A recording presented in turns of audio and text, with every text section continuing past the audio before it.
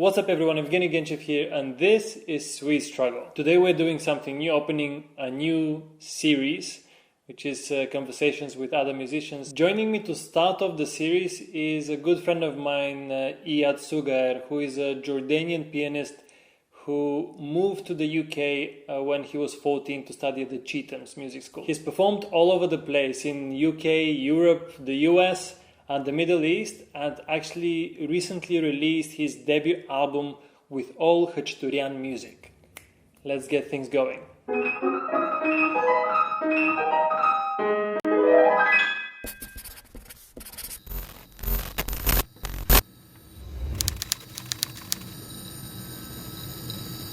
Hi Ed, thanks for joining. How are you doing? Where are you? It's a pleasure. I'm in London at the moment. In What London. about you? All right. Well, I'm in Budapest at the moment, Yeah. but aren't you supposed to be in Manchester? What are you doing in I London? I do live in Manchester and I work there as well. But I was down in London filming a BBC documentary, BBC Arabic documentary about the lockdown. All right. Yeah. You're So you're that- being locked down. In a way, yeah. I mean, I've had it easier than others, I guess. But just at the end of March, actually the first week into lockdown in the UK, I got I was approached by a BBC filmmaker who wanted to do a film about the lockdown and about the Arab community in London in particular in Okay. lockdown, and they asked me to participate as a character and play a bit of music for the soundtrack. Can you tell what it is about, or you cannot tell yet? Yeah, no, it's fine. I think the idea is just it's quite an artistic film. It's not just a documentary, so it's a documentary film. So it has quite cinematic way of shooting. So that there are some scenes when one of them is a piano left in the middle of Somerset House, just playing in an empty place, and they're using bits from my album as well for other characters and transitional areas in the film. Yeah. It's amazing that you So could do it's that. a bit I of saw both. some of them. I saw some of them on your Instagram profile, Yeah. and I saw that you were also doing something in the Shard. Was it? Yeah, And that was the coolest one, I think. Yeah. They brought a I never piano got to in go to the top especially. when they finished it. But how was that? I've actually never been to the Shard before that one, so that was quite an embarrassing yet enlightening experience. But they brought a piano in, and as you saw in the picture, yeah, you over sort of we overlooked London, and we Amazing. waited to film until the sunset, and there was a drone footage I think that sort of captured, because it was on a Thursday as well, and on Captured at you 8 from o'clock. outside the window, or Not me. I don't think they were able to get permission for that, but anyway. But it was. I think the scene will be capturing the 8 o'clock clapping ritual in the UK for the NHS workers. So I yeah, didn't so- know about that. Yeah, so every Thursday 8 o'clock. I see. But Yeah. tell me then, I saw this video on your profile on Instagram as well, that with the self haircut. that was awesome. That's something that I Yeah. wouldn't dare to do. Well, at all, it did take me a long that wasn't for time. the film though, right? That wasn't No, for the film. unfortunately not. I didn't think Ah. I'd do it. Well, I didn't actually do it. I started at the beginning. I did a bit of that haircut, and then my friend finished it off in social distancing. Don't forget, we did it outside in the park, and How we was- kept a distance. It was really weird, but He must have had long arms. Yeah. yeah, and you know, face covering and things. So I it see. it was- That's cool. But how long are you actually stuck in there? Like after the shooting, it's like is it like a 14 days quarantine, or how does it work? I am here just in case for that period, and I'm also staying just in case they still need me for any I see. reason. For reshoot. Yeah, but none of that has happened. So yeah, that was good. And because in Manchester I live with someone who's vulnerable, so it's just precautionary to make sure. I mean, I've thankfully not showed any symptoms or anything, but it's just better safe than sorry. Yeah, better safe than Absolutely. sorry, of course. I think the only way this would beat something like this is if the entire globe goes on, which is not possible, obviously, but if the entire Earth goes on lockdown for 2 weeks until the virus dies out, but that will never happen. That would be some wishful. That's the only way we'll do want the it. scenario.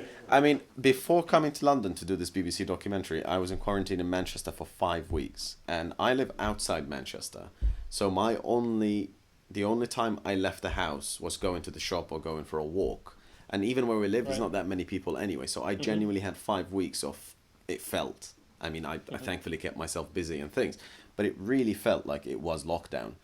Streets were empty, you can't see people, the queuing outside the shop, people wearing gloves and masks and all sorts of protection stuff.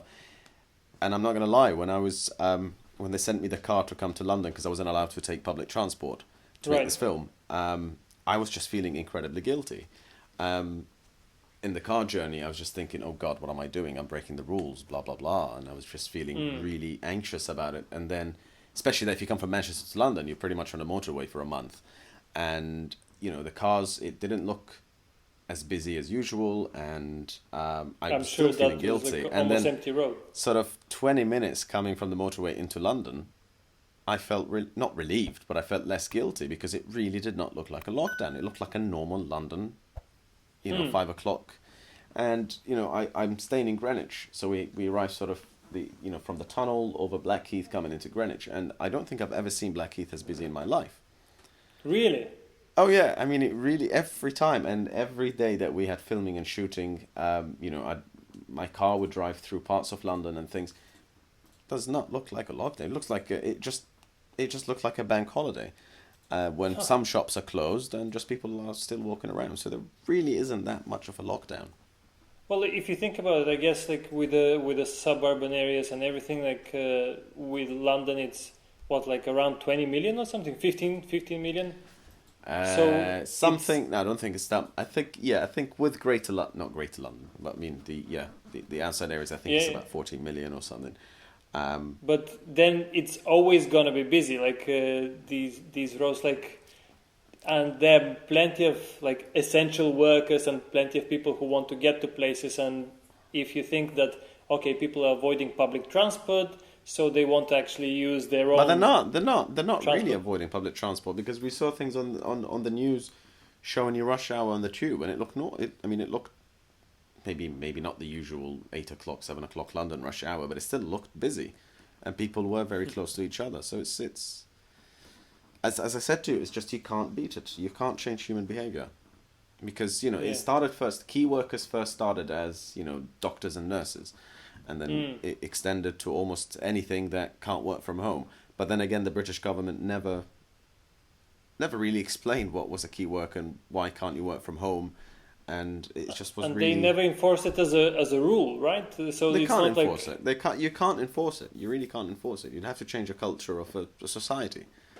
Do you know what I mean? That's the problem. Like in UK, that's the culture of the society. But in most other countries, they actually made sure that this is how it works. And if you don't do it, then the results that come with it. Yeah.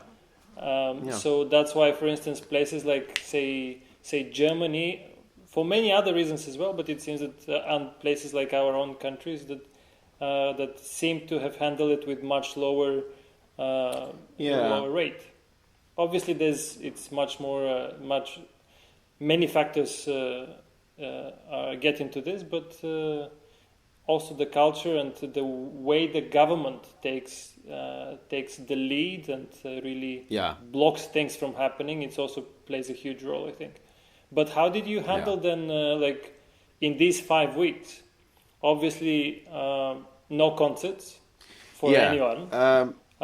Did you obviously learning new repertoire, preparing for next season with fingers crossed that it's gonna happen?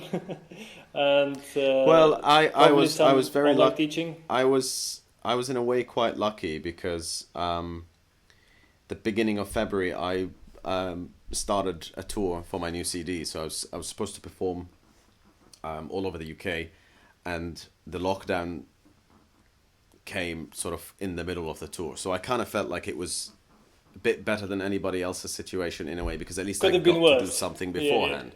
Yeah. But I would have been devastated if I didn't perform whatsoever, since if I didn't have these concerts beforehand. Right. So actually, the first week of lockdown, it felt like I was on holiday anyway, because I had done about 8 recitals before that in February and early March. So it was like, oh well, it's in a worst case scenario, I just rest, because it just meant that my break came about a month early. Right. It was And then obviously you very were hoping upsetting, that but it was okay, it's expected. going to be just couple of weeks, 2-3 weeks lockdown. No. Quite the opposite. I actually was telling people who thought the lockdown will be, a few weeks. I knew from the beginning it will be a lot longer. Actually, I'm expecting 6 months. Because I wasn't surprised that any of the engagements were cancelled.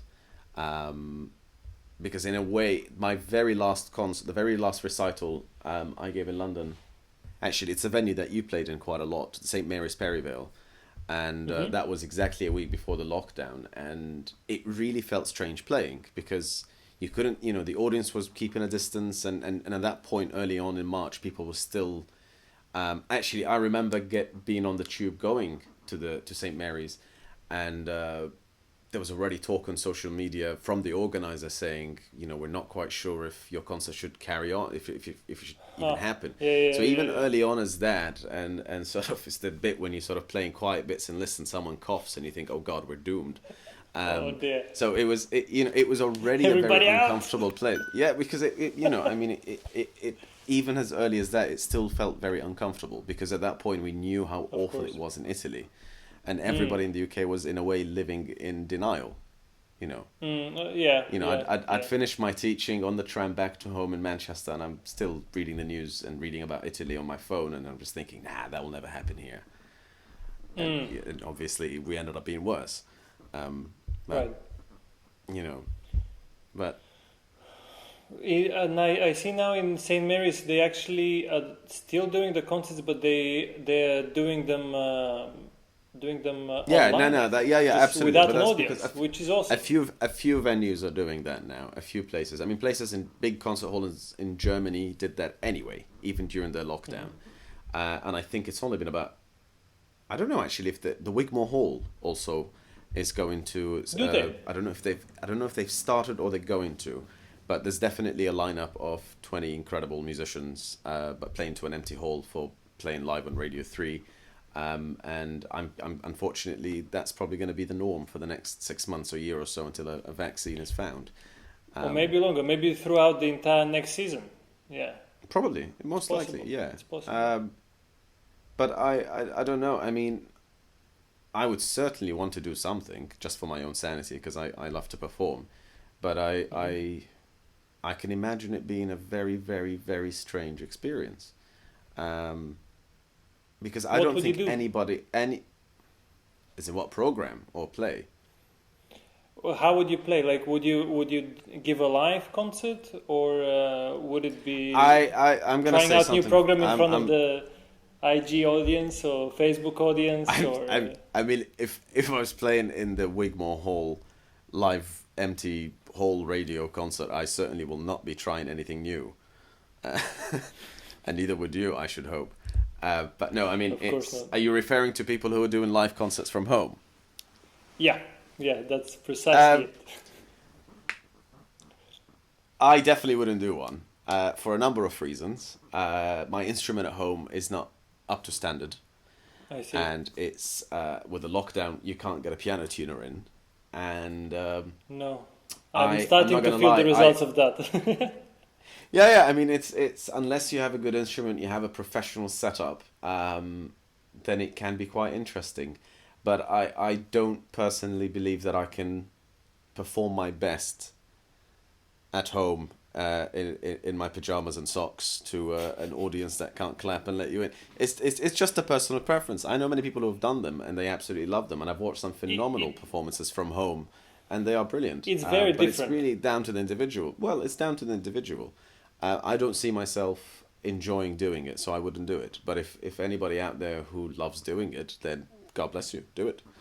It definitely feels very strange, because I did couple of those. I did the other day. I did a live stream that it was only for my patrons, and I played like an hour program, and it's still like it was a great way to like connect with them and to play for people finally. But at the same time, you're still in your living room, and there is no feedback. Like as much as you need to like put a conscious effort that like recreate the atmosphere in your mind. But just out of interest, did it feel in any way? Never mind the playing, but did you have the same sort of, you know, the jitters before playing? Did it feel like that sort of awful 5 minutes before you go on stage? That little walking around behind the. I mean, maybe I'm the only one who does it, but you know that sort of feeling. You're thinking, oh God, I should have done more practice. You know that voice in your head. Oh, that's always there. Play? That's always there. No, but I'm saying of course. But I said, was it there for your live concert on the virtual recital? Absolutely. Really? Okay, so absolutely. It's the same thing. Because it's in a way it can be, I find, even worse because at least at the end of the performance or even during the performance you kind of can feel the vibe in the room, right? The applause, the reaction, and everything.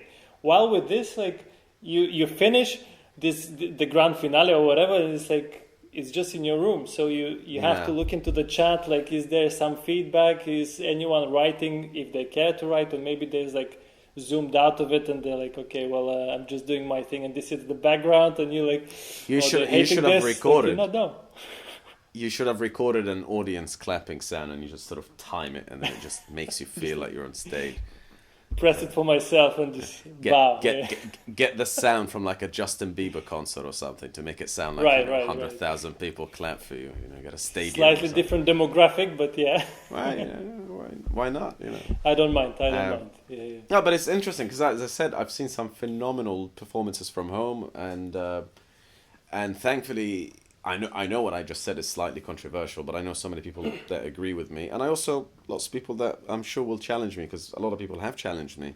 I think it's just down to the individual. If it's something that will bring you happiness, joy, or satisfaction from doing it, then by all means do it. And I did have many people asking me, like, you know, why haven't you done a concert from home? And I could ask these people the same question: why are you doing a concert from home? You know, it's really down. I don't know why. As soon as the lockdown was announced, the first thing in my head wasn't, oh, I'm gonna do a concert from home. I don't know why. I just thought, well, you know, it is what it is. It's a terrible. I guess there is that comforting thought that everybody else is in the same shoes, which is a rotten thing to say, because you don't want everybody to be in a bad situation, but you kind of, it's that guilt is slightly removed, you know, when you have that few days without practice and you just, that terrible music school guilt in your head, thinking, and you're just thinking, oh well, it's fine, it's okay, nobody else is doing it. But it was very interesting that the first couple of weeks of lockdown, as if all my musician friends and people I'm friends with on all sorts of social media, there was that sort of obsession of showing people that they are determined to beat this writer's block, or they are determined to do something important with their lives. And it's really funny, 3 weeks in, all these people have disappeared. Because it's just, people I think are slowly realizing that not being inspired or motivated is perfectly fine. And you can relate to this, because you went to, you know, you've been in music institutions for many years, just like I was. There is something about pianists that we are obsessed, and we constantly have to show people how busy we are. It's like it's almost a sin to tell someone that you're not busy or you're not practicing, and you know what I'm talking. It's like it's always. Sometimes I remember that atmosphere from the academy. Like everybody has to be busy. Exactly. I'm doing this and this and this and this and this. I'm just let me alone, and I'm doing my thing. You'd ask someone thinking, "When's your next concert?" And he said, "In 3 months," and you're thinking, "Oh dear, bless him," you know. That's bad. But there is that very, and I hate that. I absolutely despise that culture of the music college. This idea of people watching, and everybody's obsessed with what everybody else is doing. It's like fat shaming a bit, right? Oh, it is. It's exactly that's exactly what it is. You know, I mean, I always find it funny is whenever somebody asks you about your concert, they don't really care about your concert. They just want you to ask them the same question back. Right. So try it next time. Somebody says how your concert's going. Just answer and don't ask back. And see the person asking you boil. Just the obsession of people watching. And the only reason I go on that point quite a lot, because I was one of those people. And I still... Have you ever had a Evgeny conversation? You know, when you sit yourself down and you have a proper conversation with yourself and you say something must change. And maybe I'm just the only weird one, but I had one of those conversations in my second year at the RNCM in my bachelor's. And I was just obsessed with what he's playing and what she's playing. And, I want to play the same piece. Oh, he's playing And I was obsessed with this. And I realized over time, I was just getting depressed. I was just, oh God, I'm playing this, I'm playing this concerto. That hit me really hard. Well, of course. And it would with anybody. But I remember sitting myself down and thinking, you need to stop giving a bleep that out about what other people are doing and just do your thing. Do what you want to do and stop trying to explain yourself to people and why you're playing this piece. Why are you playing this concerto? Because I love it. It's none of your business why I'm playing it. And, it was the same with me, yeah.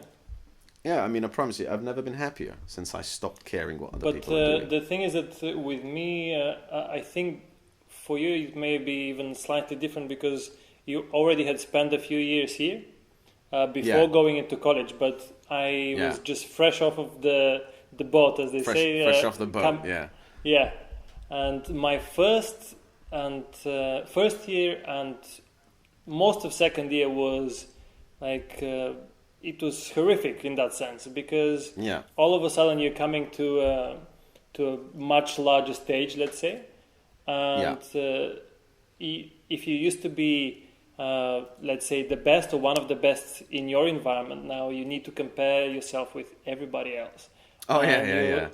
And you're like, you're fascinated with every skill that everybody else has, and you kind of like run yourself down with every masterclass, with every performance class. It's just like pushing you further down and down, and it was quite depressing.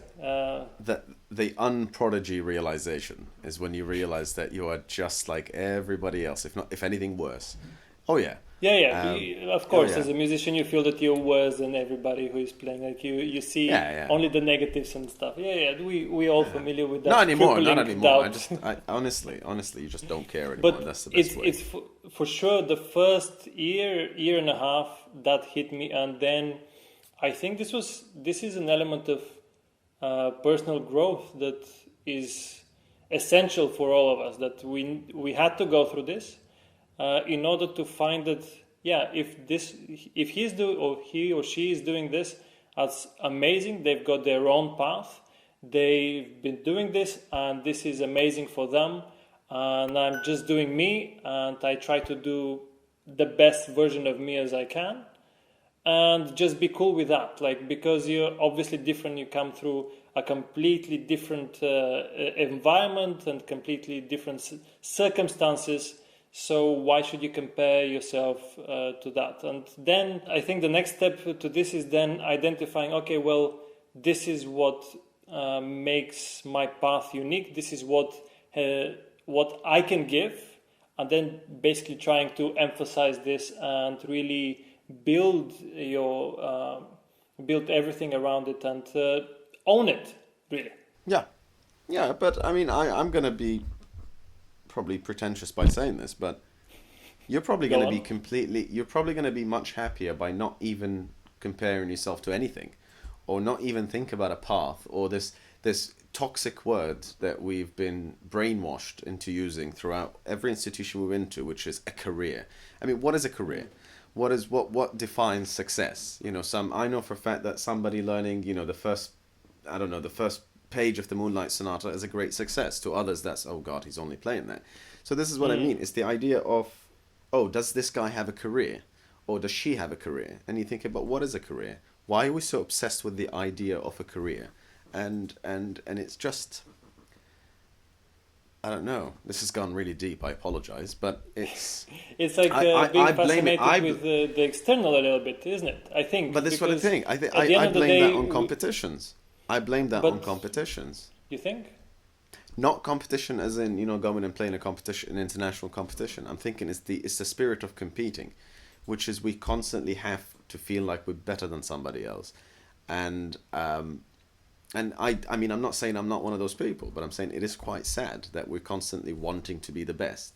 In a way, I mean, it's admirable in another, and it's I good mean, to always, reach it to can the be very absolute healthy best. for sure.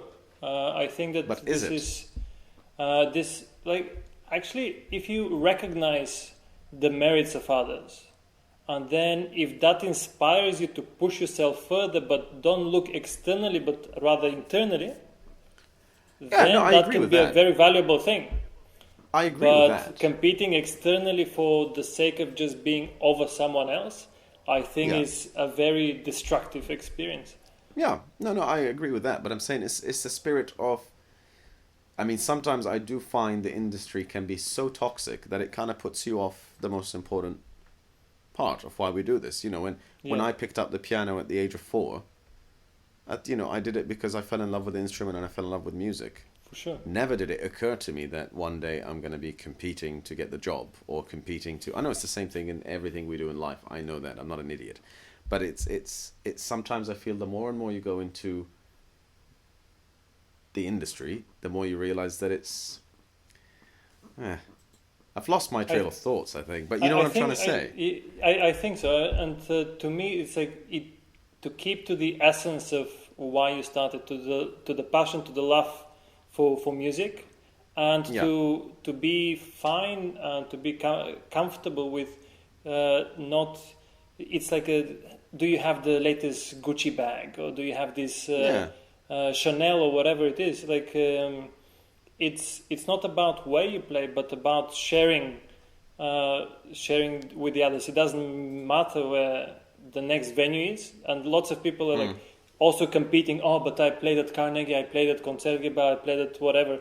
But in the end, like you can be playing for the small town hall or whatever it is, as long as Yeah.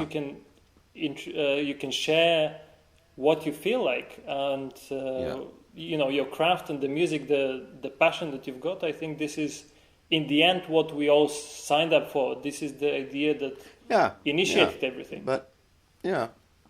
Yeah, no, we obviously agree on the same point, but I'm just saying sometimes it's important to remind ourselves of that, and it's really important to, not Yeah, forget because it's that. this IG lifestyle. Everything is ideal. I'm just going What's from IG? What's IG lifestyle? Instagram. Oh, Instagram. Oh, I don't know that. You know more about that than I do. But You like do. this kind of idolized world where it's like, oh, I'm just a jet setter going from place to place, playing with a big orchestra in the big halls, or whatever it is in whichever industry it is, and that's what. Is that a snide? Is that a snide comment on me? What? Why would it be? Is that? Oh, sorry. Never mind. I thought you were giving me a backhanded comment, but no, never mind. It's a general thing. Yeah. We all are guilty of this to an extent, but this is this competitive. But it's no, also, but unfortunately, the reason we have to do this is not just because we show off vain people only. It's because it is a fact in what we do. Looking busy and doing more concerts and so on somehow impresses those who are going to employ you. So, for example, Sure. I've had many Gives you more conversations. relevance. Some of them with agents. Some agents say, yeah, if I go on somebody's website or the social media and so on, and find out that they're playing non-stop, somehow you automatically assume that they're better or more reliable musicians than the one that didn't have a concert, for about 3-4 months. And quite Maybe the you case, chose to often the case. take a sabbatical. No, but that's what I'm saying. It's an obsession in the industry that the busier you look, somehow you're more successful.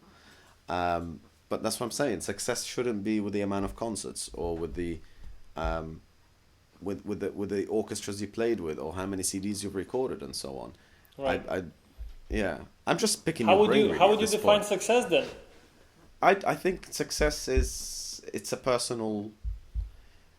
It's very personal.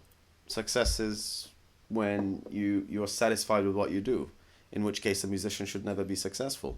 Success is a very subjective word. It's I for example, you could look at me and say he's not very successful. You go to my grandma and by God she'll tell you I'm successful. So it's really it depends on how a person views success. But But I'm that's saying always like the definition of happiness in a way. Like if you're feeling absolutely, inwardly yeah, that this is what fulfills you, I'm doing what I want. Like this is a version of success. If this happens or that happens, it doesn't actually disturb what my experience of it. So it's internally driven. yeah. But As it's that. ultimately your decision at the end of the day. I mean, how many concerts have you played in and you came out thinking, my God, that was the worst recital I've given in my life, and then you get someone coming up from the audience and tells you, my God, that was incredible. I mean, it's the same thing. It really is, in a way. For sure, but I'm not. that gets to another thing where you basically work for this. This is something that I've been fascinated with actually. That the observation that, for instance, I remember after reading the diaries of Richter and and his notes after concerts and stuff, that he pretty much had no concert that he was ever satisfied with. Although Yeah, for the majority of us, we listen and it's like, oh, this is godlike, this is like divine music, yeah, and all his performances, and how could he not be satisfied with that? But then this comes to the level where you actually work so much on your craft that this should be the aim, I think, to anybody, not competing with anybody else, but rather escalating your level to such a degree that it can be, even on your yeah, off day, you can be in a, say, different dimension, so that for people, you don't have an off day. Like it's already such a high standard that it's always enjoyable for people. Let's say yeah. I mean, it's an aim. It's not I now measure my it's not concerts achieved with, yet. yeah, but it's just, as I said, it's how you view things. So now, instead of, obviously we all have bad moments in concerts, and we've all had the time, we've all had the moment when you completely forgot who you are on stage, and you forget every Oh note yeah. on the oh yeah, and the The times when you blackout think moments. that goddamn trill is not working, or blah blah blah, and so on. So, if you really want to get picky in things, then obviously it's a perfectionist profession in a way. So you'd be there for months just trying to pick on yourself. But I now measure my concerts with, did I die? No, so it's fine. Yeah, It's yeah, yeah. and did I Yeah, enjoy doing it? people ask quite often but are you happy with the performance? Did you enjoy? Do you think it? How did you do? Like it was great, but are you happy with it? It's like, well, I just became comfortable with, like, okay, this is how it went. That was that, Mm. and there's always, if I start picking on myself, then this is a road of that can bring you to lots of destructive thoughts, Yeah, and you can pick on yourself endlessly. It's yeah, always, there's so many components that can be improved, but in the end of the day, that was that performance. You learn from it and then move on to the next one, rather than yeah. you know. But when you're a student, well, I remember when I was still in teenage years, back in the day, that I would Oh, you're an old destroy man. I keep myself. forgetting. I'm an old man. I would destroy myself. Like, Yeah, yeah. even you cannot keep your temper even during the performance. Like, you Mhm. totally phase out. It's audible. You get angry, and it's destroys the whole thing.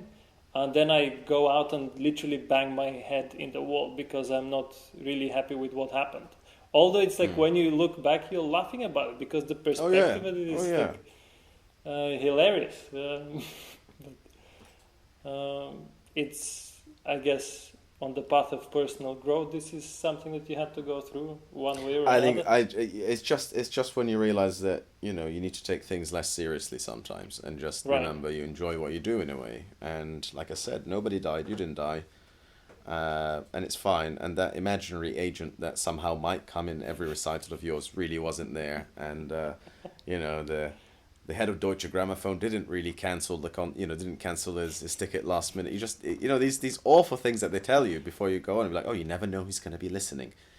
I know who's going to be listening, and I don't care. And that's, I think, the moment when you, but you know, it's I have ups and downs in performances, and it's really ultimately down Sure. sometimes to what sometimes to how I slept the night before, or how Yeah.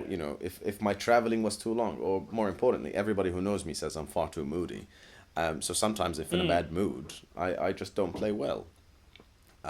Well, I mean, But that doesn't you make me have to be special. moody because then there should be some, like, this is also depending on the level of sensitivity you've got and the approach to things. So that's only normal. But we're not robots, so they cannot be like.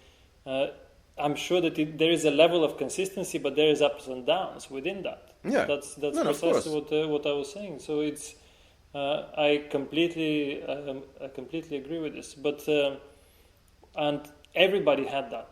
If you listen to Yeah. Sufronitsky, people said that often he would play like a pig, and then he would Hmm. come out again and build the most genius thing But that you've no, ever this heard. is this interesting. Interesting you mention this because um, going back to the definition of success, you can see, you can also pick on what is the definition of a successful performance. I'm not going to name who it is, and I'm not going to name who they are actually, but this happened maybe last November or something, and a few of my students all played in an orchestra of this particular pianist, and they gave a concerto. I can't remember which concerto it was, and I couldn't make the concert. So I naturally said, "Oh, how Don't did the say which concerto go?" concerto because people can track it Oh down. no, I know. That's what I'm saying. And I asked, "Oh, I couldn't stay, last night. Blah blah blah. I had to go home. How did the concerto go?" And Right. without exception, the three students I asked, the first thing they opened up with was, "Oh, they had a memory slip." And then I just thought, okay, but how was the overall performance? Oh, they were brilliant. It was very musical. It was great. So I said, oh, but was the memory, if you must really talk about this memory slip, was it really embarrassing? I'm like, no, no, it was just a little tiny bit at the beginning. And you think, so why did you open with that? So what I'm saying is, this wasn't one student. This was three of the students, all, and I'm not making this up. They all started explaining that performance and describing it by that memory slip, and it just makes you really sad that and often this is. I mean, I'm not going to use the YouTube comment section as as an example to justify my point, but it is unfortunately in what we do, criticism is becoming more important than I wouldn't say compliments, but you know what I'm trying to say. But It's this is also the fascination with perfection that No, but that's we're what I point. But always what is like. no? But that's what I think. I mean, I'm not good. I know this is a cliche thing, and many musicians would agree with me, and some will completely disagree with me. But never mind professional musicians. I know so many people who are just music lovers who will say, "I'd rather go to a performance that had so many wrong notes, and so many memory slips, but it was so musically inspiring, than go to a concert that was note perfect, absolutely brilliant, but no spirit." And no engagement Yeah. between the artist and the performance. I mean, obviously, we should aim to have both. But a great example, what is it, a few weeks ago, I was watching the category final of the BBC Young Musician of the Year. Hmm. And the pianist I mean, you're probably going to have to cut this out, but the pianist who ended up winning the category was by far, I mean, my God bless him, he had so many, hairy moments, as they say. He had a few mistakes and so on, but my God, was he the most engaging performer of them all. I didn't think he'll get through Okay. because I thought, oh, there's far too many wrong notes, and from my experience in these competitions, it's one wrong note, you're out.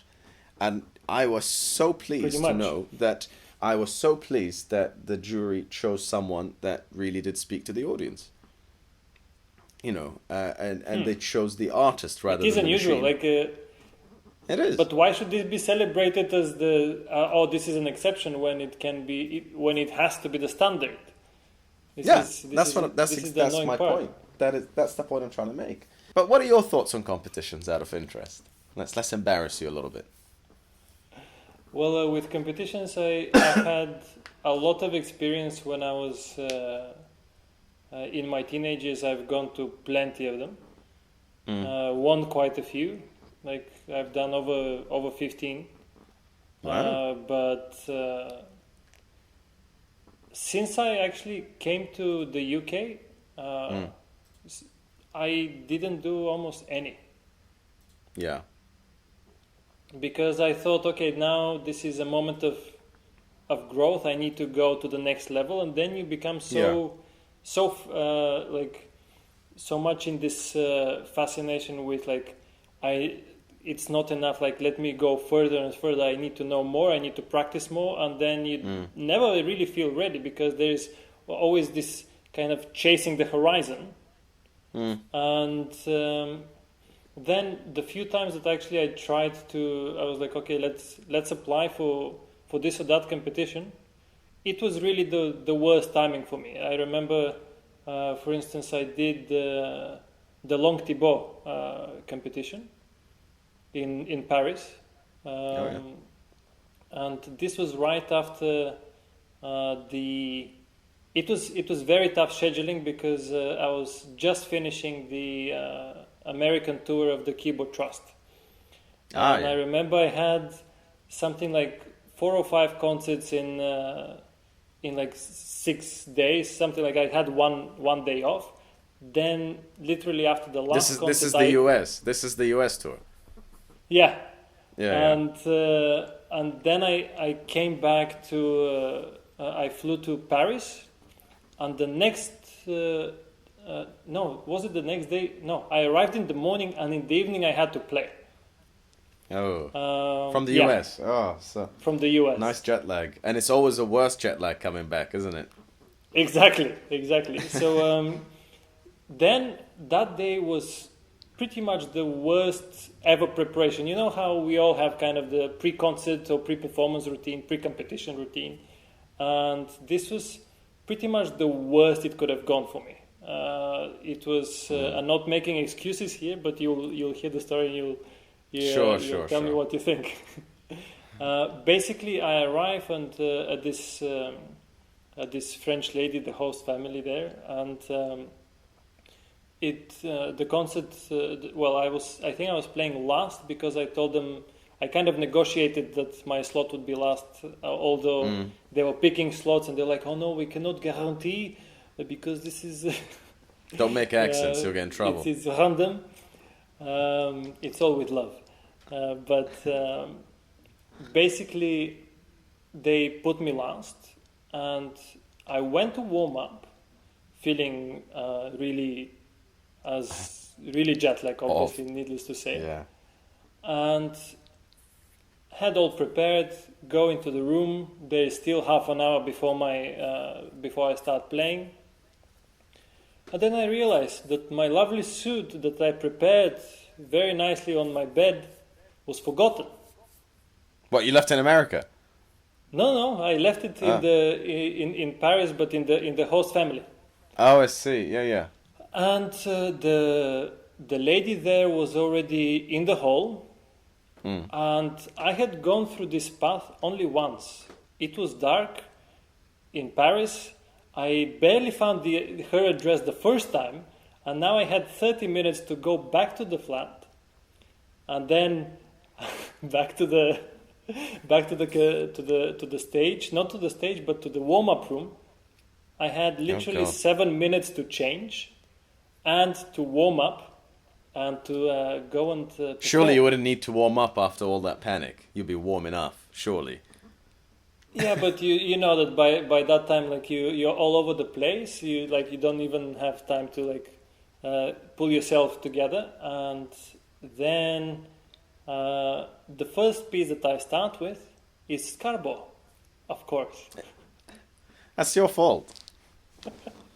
Well, the alternative was Scriabin Fantasy, and I wanted to finish with that. So it wasn't much of a better option.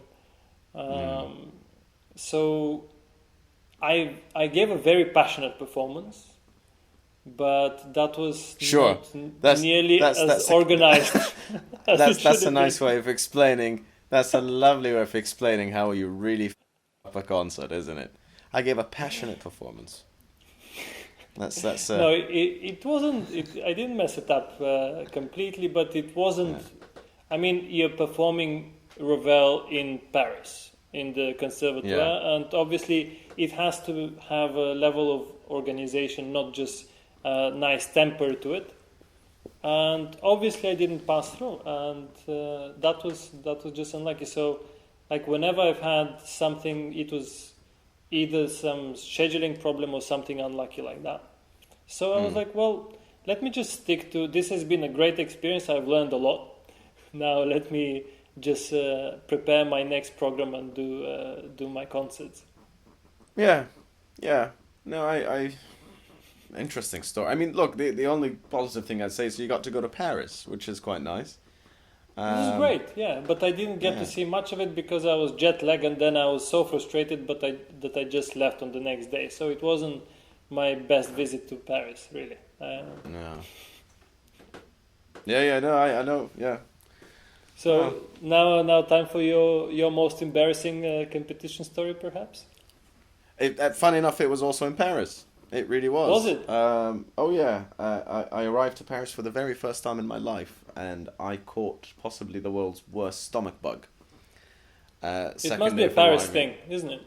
It's well, apparently, yeah. Well, I don't know. I can't say that on camera. But I had a really, really nasty stomach bug, and I spent the next week in bed, and I didn't really see much of Paris because I was just so ill. So could you play at all? I played the first round, but it was just awful. I couldn't even stay for the announcement of the results because I had to go home. So that was my first experience of Paris. Yeah, I believe it was bad oysters, but it's a small price to pay. If it's oysters, it's you're getting yourself in trouble. It's not the French problem. Yeah, but it's worth it. It's worth it. I actually have never tried oysters because of your experience. Oh, shut I try up. to learn from other people. I just told you this. No, I might have told you actually about my bed. I might have told you about when I got really ill. A lot of people. I've seen that a lot of people have gone through this, and it never looked very charming to me anyway. As something to eat, and now as my next time I see come you, out as a vegetarian now. It's so you don't even eat fish? No fish. No, of course. Dude. Since last look, July. Listen, I've spent years judging your lifestyle. I'm not going to start now, but I respect your choices of a very strict yoga regime and waking up. What time do you wake up again? Well, it varies a little bit, but majority of time I aim for, and I get up at 5 o'clock in the morning. Yeah. And what time again do you go to bed? Well, I try to get to bed before 11, but it rarely is before 12. Wow. And do you wake up naturally at 5 now, or do you? Of course not. Oh, I see. After that, I mean, there is some days I just cannot get up that early because obviously there is accumulation of. You have to take into consideration that I also. When there is no lockdown, I also go to the gym in the evening. Oh yeah, no, I know. I've seen your Instagram. I've seen your Instagram, which I'm pretty sure is set out to just make all of us couch people feel bad about our life choices. I do watch all your workout videos while sort of just sat here eating ice cream. Really? Yeah. Okay. I'm just thinking, I could do that, but I don't want to. It's just a choice. It's a matter of choice, of course. So for me, I felt that with the eating, actually, I first tested out this. I was doing this cleanse like for 30-40 days, which was without any. It was basically a vegan diet. After this, I thought, okay, well, this is something that feels good and it kind of feels lighter on the system, and I used to have some different issues with this. So step by step, actually, after this cleanse, my body started like just refusing certain foods. So I stopped eating like beef and pork. For me, became like too heavy. Then I was like, okay, let's just have the poultry and fish. So I went on with this for a while, like for a couple of months. Then even eating chicken became like very heavy and very chewy. Like it didn't feel right. Next thing, I for a couple of weeks I was just on fish, and I was like, you know what, like fish is not my dish. Like let's Really, go to I couldn't live without fish. And since July, I completely stopped eating any meat, and for that matter, I also cut out, as you may remember, all caffeine. Yeah, you told me. Yeah, and for the first 2 weeks was really rough. I'm not gonna lie, because I'm the sort of person who actually since time in high school, I used to drink industrial amounts because I would stay up the whole night. Yeah. And I would have mixture of coffee and Coke, to stay up and practice through the night.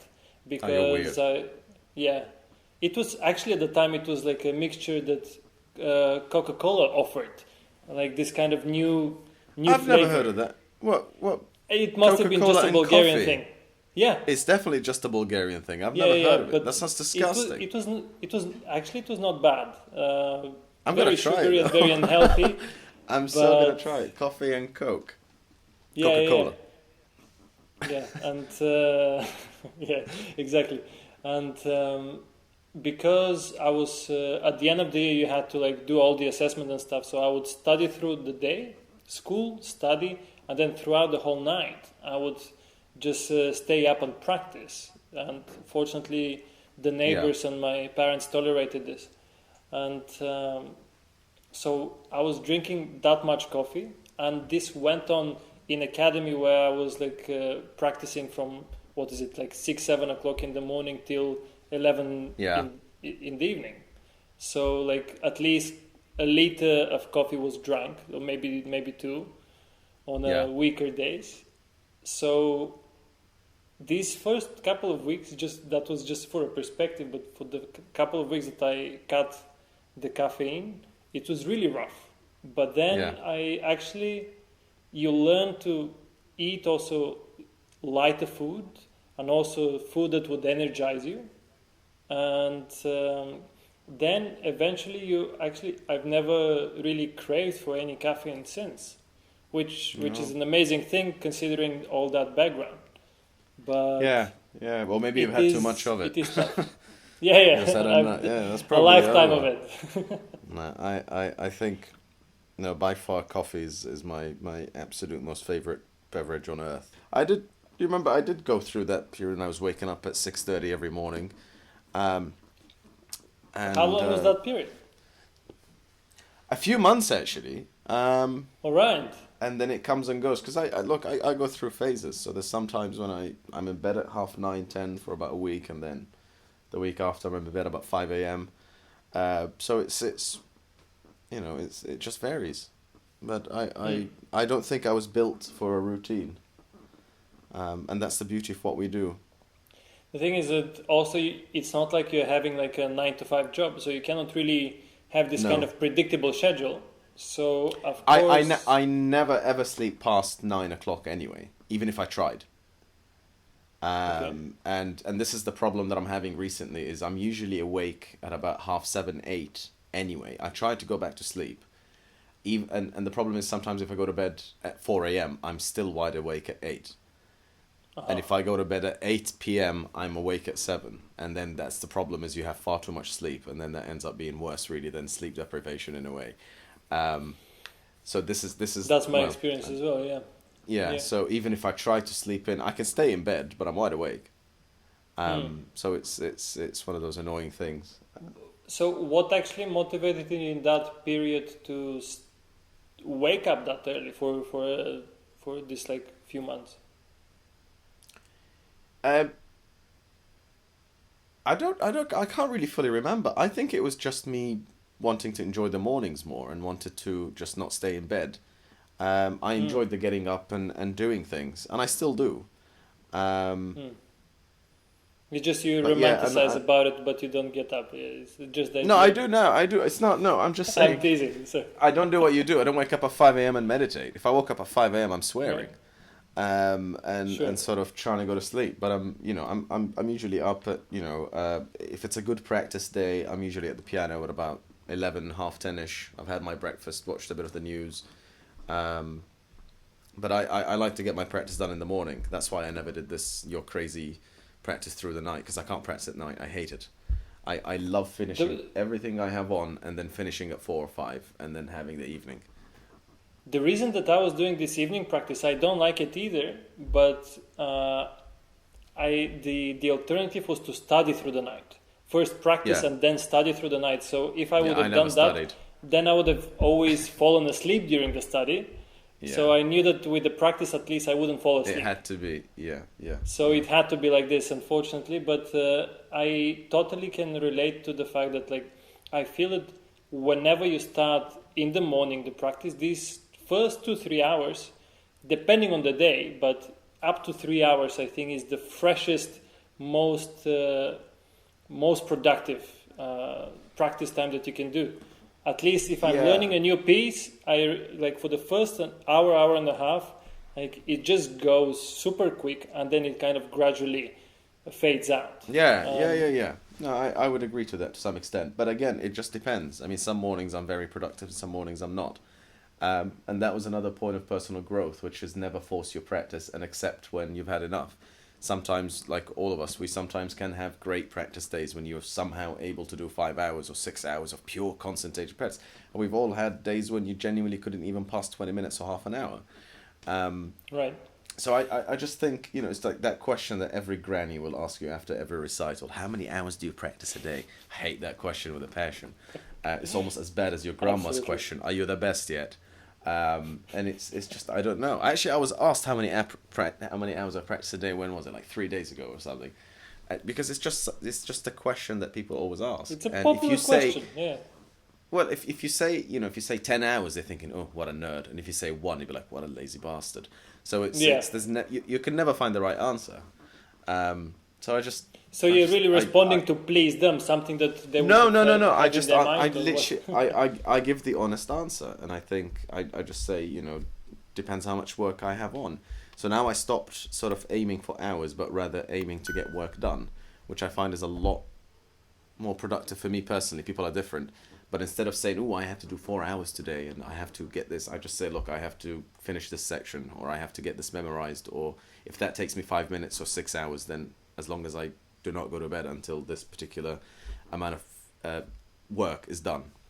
But I don't measure it in time.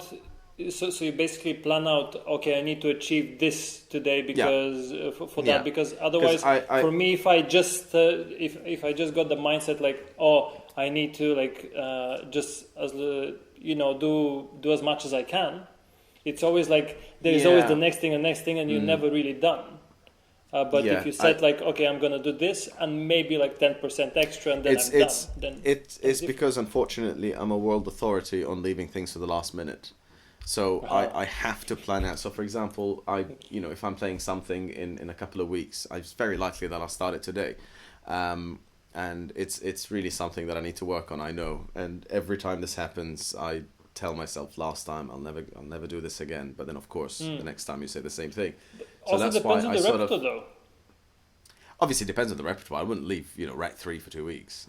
Obviously, I'm not making this up. But sometimes, if you leave, especially stuff with chamber or things that you're accompanying or something you need, or the worst one is when you think I've got to relearn something, and you think that, because I've played it before, it'll come back in a few days. It never bloody does. It never does. In a way, it's always harder to bring something back. Well, not easily, no. Because I think it depends which piece it is.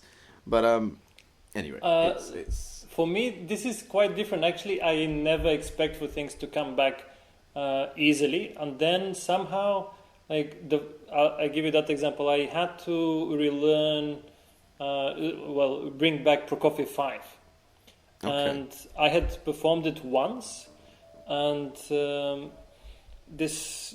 this concerto is obviously not very popular. It's like I don't think I actually know it. I genuinely don't think I knew it. It's great. It's absolutely great, and you could hear Richter performance after we're done. If you're curious, but it's super nice and energetic and all that. It's around 25-30 minutes, And I was like, okay, well, I have a couple of weeks. I used to practice it a lot. Like it should be fine. And then a couple of weeks, I still haven't started. A week before, I'm like, okay, maybe I should start. And then I started, and I'm like, like this is like I've never ever seen the music. Like this is that bad. And then I powered through it a couple of times. And I was like, okay, this is really bad. I need to practice. Next day, it was already at 60%. And somehow on the third day, it was already somehow recovered to 90% memory. So, wow. which was amazing. And this was something that I hadn't played for like an extended amount of years. It was just like I played it within that year. When personally, like there was something like Scriabin Third Sonata I've played many times. Now I haven't played it for years, but there was some masterclass that I had to revise it for, and literally the night before I picked it up after not playing it for a year. And the next day I played it, and then my friends were teasing me that was at Guildhall. It was like somehow you just like, you just bring it out of the fridge, put it in the oven, and you're right. Yeah. Which is like, I shouldn't have done it. It could have been so much better if I pre-planned and I gave it time. But somehow, for me, that works, especially if you've repeated it a few times. There's been this like couple of cycles of it where you kind of picked it up again and relearned it and done it again. Yeah. Do you know this in the book of Neuhaus? He speaks like the 3 cycles that you need to go through when learning a piece. You learn it, perform it, then leave it, and then you do that 3 times, right? Yeah. But, like I said, it depends on the piece. I mean, there are pieces that took me ages to get back, and there are pieces that, because I played either so much or because I loved them so much, they come back so much easier. Something like, Mozart 488 Concerto, the last time I played it, I don't know why, it only took me about 10 days to relearn, sort of thing. That's because I don't know, maybe it's the nature of the piece and so on. And other works, I'm trying to find, for example, Chopin's Allegro de Concert, to relearn that, my God, it was almost, I just didn't want to play it in the end. I did in the end, after a lot of pain. Pieces like the Khachaturian Concerto, the last time I played it, it really was under my fingers from the first rereading, obviously. So I do think it just depends on the piece and the repertoire. I definitely wouldn't leave to the last moment. Like Mozart, for me, like Mozart can go wrong in so many ways, and it's so transparent. Bach and Chopin, these are probably the 3 composers that I would never mess with, and I would start them first. Everything else may wait until the last moment, but definitely. But about the Khachaturian, I wanted to ask you, like, because we haven't really spoken about this when we met, like, how did you decide that, okay, it's going to be Khachaturian, that you record as an album, and this is going to be my debut album, and like what it's really weird, because this whole Khachaturian project was it's been at the back of my mind for many years. Not as a debut album or something, but it really started.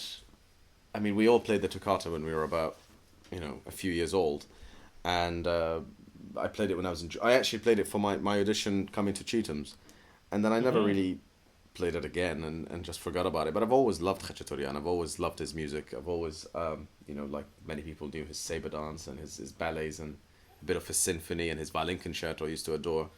And, but it's still not a conventional composer, especially no, not at all. I just love the music. I adore Armenian music, not just Khachaturian music, but even traditional Armenian music. There's a lot of similarities. I think I've said this a billion times, but Armenian music and Arabic music are quite similar. So I in a way there is that connection, but it wasn't really. I didn't really get obsessed with Khachaturian until my second year of undergrad at the RNCM, when or maybe third, a very good friend of mine started an orchestra, and he asked me to do Liszt Piano Concerto No. 2, and of course I love Liszt too, But at that point, I knew they were doing some Lutislavsky and some huge works afterwards. And I said, how big is your orchestra? And he says, well, we're big enough to do Shostakovich 5. And I thought, well, at that point, I was slowly coming out from the obsession, by the way, what I was talking about earlier. What are people playing? So I should play the same thing. And I just thought, you know what? I'm going to do something that nobody else plays, but it has to be, quite good. That's why I actually learned Prokofiev 5 as well.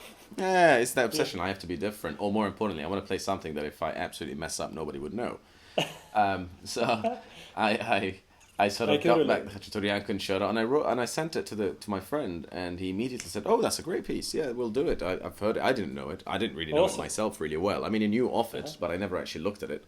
And I played it. Went really well. And then my piano teacher, who actually recorded the Khachaturian piano music in 1992, he then suggested that I learn the sonata, because he says, "Look, you've done this concerto really well. I think the sonata would suit you." No, it wasn't mine as well. He just thought it would really suit you to do that sonata, and I did the sonata about 500 billion times in concert, and then obviously I did the sonata. Then I went into the sonatine, and then I looked at his children's album, and then before you knew it, I thought, oh, I quite like his catalogue, and I had the idea of recording the complete piano music for a while. I've discussed it with other people. And then 2 years ago, the thankfully BIS Records decided to record it, and that was that. I did that, and I got away with it. And that's awesome. It went well. But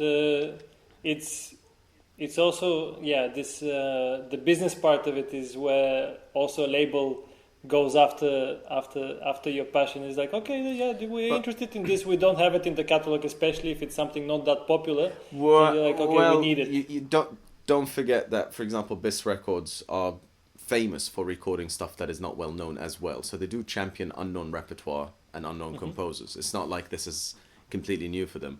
But when we were in discussions, they did appreciate the fact that this is very good music. That this is music that is not often recorded or performed, and they supported it. They thought, actually, this would go brilliantly in our catalogue. And obviously it has to be good music as well, not just I mean, it's music, but and I'm sure somebody's going to say it's not, and I've already met many people that don't like it, but you might not like the music, but you cannot say it's bad music. It might not be your cup of tea, but it is certainly music that deserves performing or recording, at least. So I like it. So that's, who cares about the rest, I guess. Oh, it's amazing that you could do it. And would you be what would you be recording next then? What would be the next thing? I'd like to do the complete, just get it done. Only because I'm dying to. Is that another? In how many cities would that fit in? It probably would be another 2. Another 2. Yeah, but we'll see. Anyway, I mean, I can't say anything at this stage. All right. Okay. Fair enough. For instance, I always wanted to do the Scriabin, like at least the first 5 sonatas. Yeah. And I thought that would be an amazing album. Like. It would. Would that all fit on one CD? Actually, because by the way, just a disclaimer: my knowledge of Scriabin is 0. I can't stand the music. So really, I know. It's just I don't like it.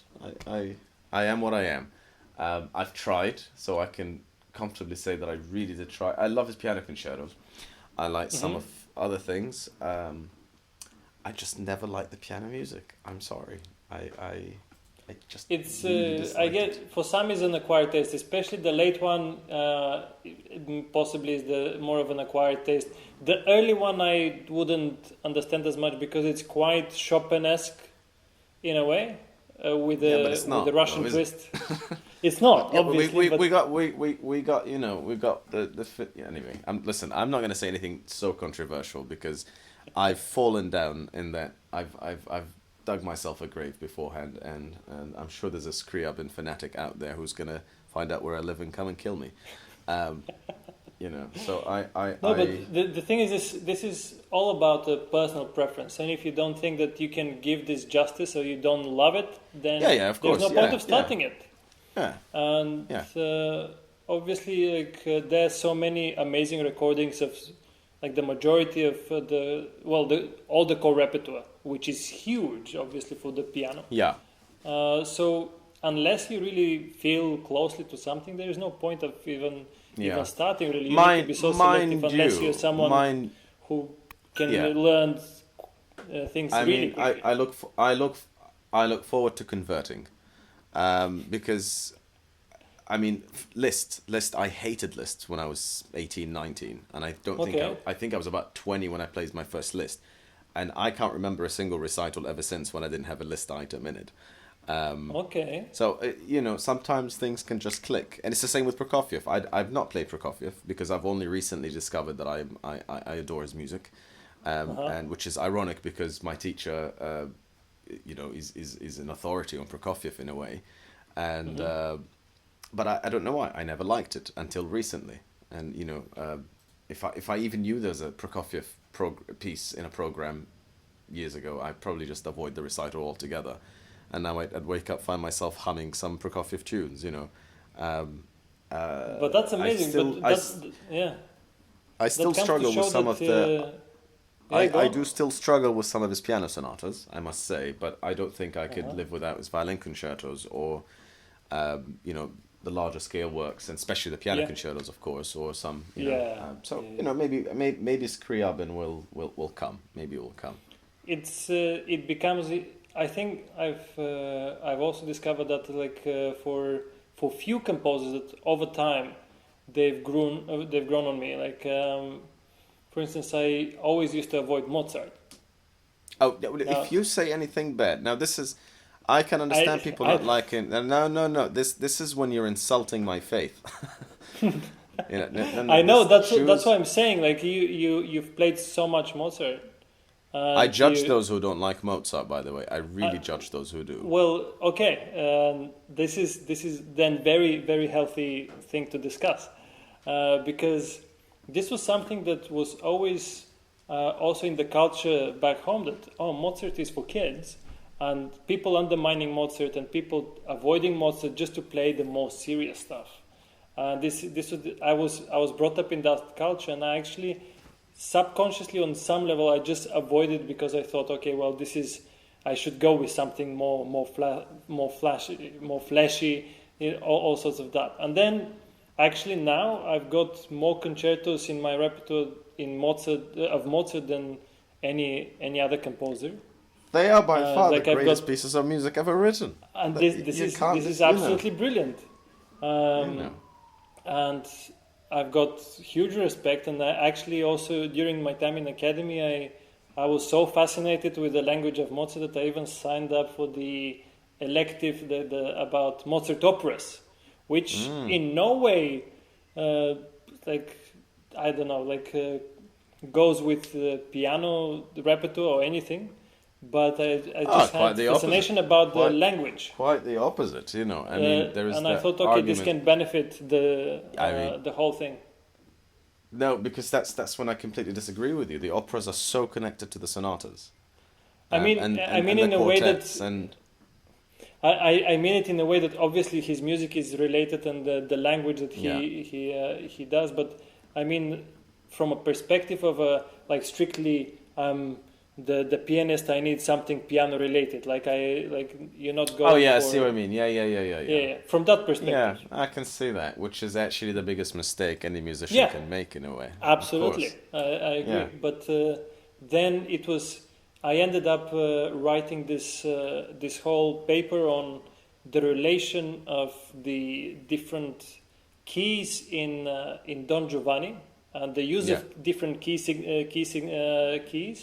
And what every key represents as a character, and how he uses it to underline a particular mood or character or whatever trend in the scene, which was super fascinating. And then you withdraw that, and you can use it in everything that you play, not just Mozart, but actually create that extra sensitivity to the key signature, to the modulations, and it was super fruitful, super useful to learn all this and to experience it.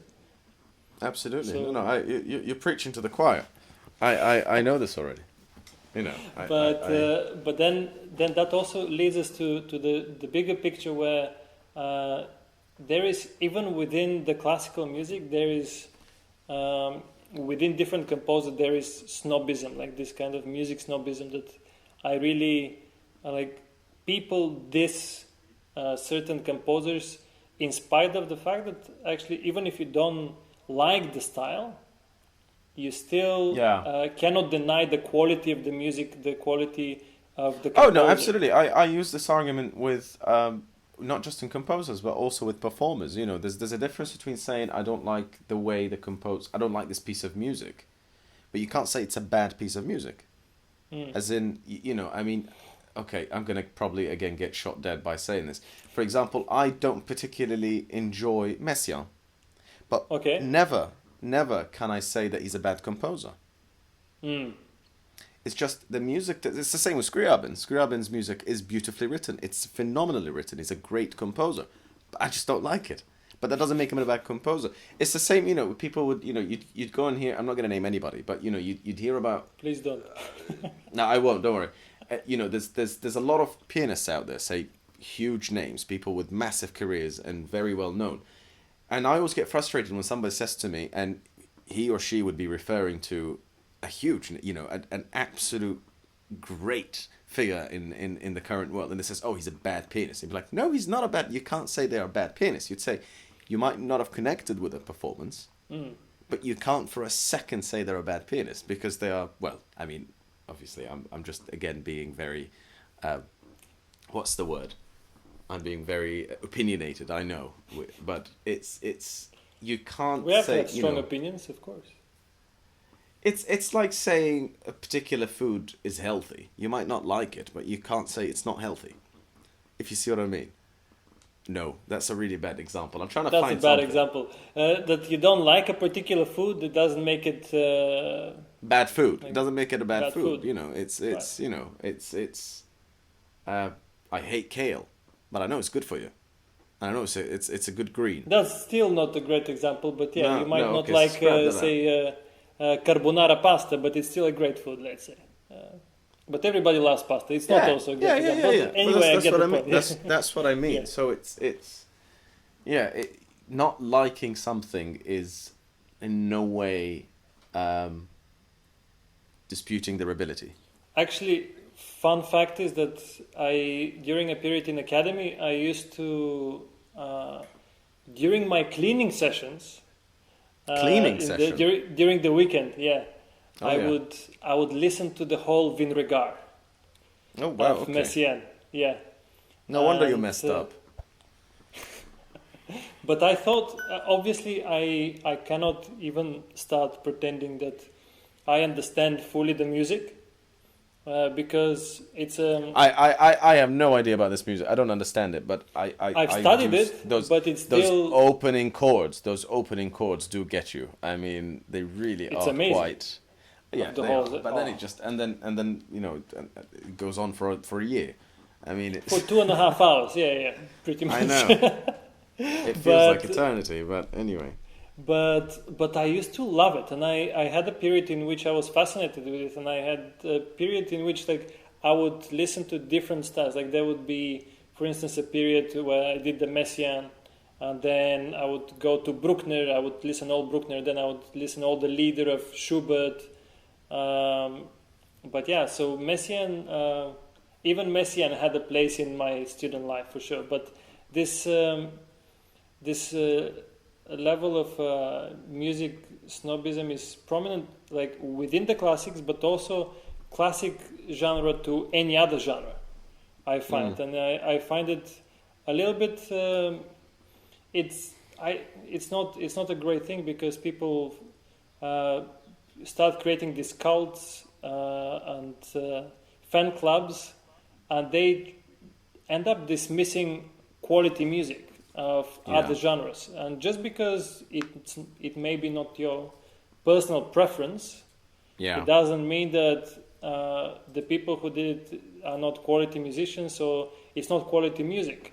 I mean, you might not want to get out of your way to, let's say, listen to a death metal concert, not just picking at random the genre, but it still doesn't mean that there is no quality music written and performed for that. So I think it's quite not annoying, but it's upsetting that there's so much snobism, especially in classic music. It's because everybody thinks, and I'm probably one of them, but everybody thinks that they must show an opinion, or we must give our thoughts. And I know it's not the same thing, but it's similar to people who engage in arguments on social media. And I'm just thinking the greatest two things that God has given you are thumbs. If you don't like something, just scroll down.